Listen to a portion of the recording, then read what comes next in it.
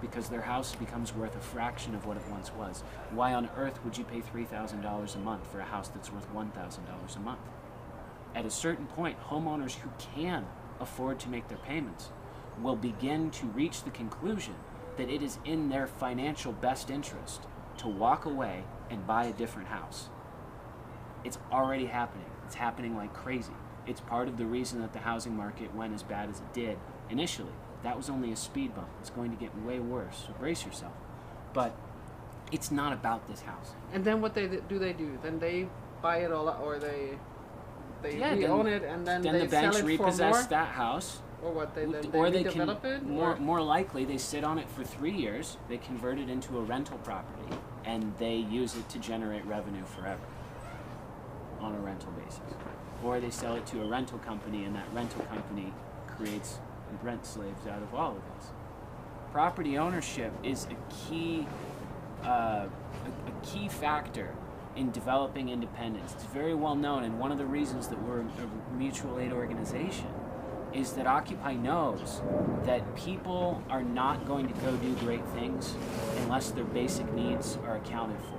That's why mutual aid works. You take care of people's, immediate needs so that they can grow and sand off the rough edges and become their highest and best selves.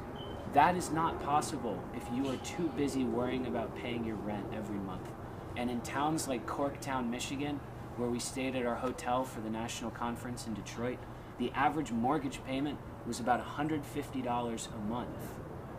Banks weren't making loans anymore, so you couldn't get those sorts of mortgage payments because the banks were choosing not to make loans. This allows the big developers to buy these greatly devalued properties up in cash and then to retrofit them for their own benefit, be it raising them to the ground and planting farmland in the middle of cities, which they're trying to do in Detroit.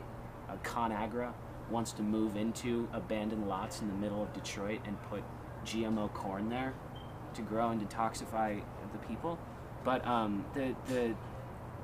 the average rent, I got away from what I was saying. The average rent in Corktown is $550 per month. The average mortgage is $150. When you take away all the houses, people still have to live somewhere, and then you can jack up the rents, and they don't get anything for their money. It just goes down the hall. Okay, you better keep working on this.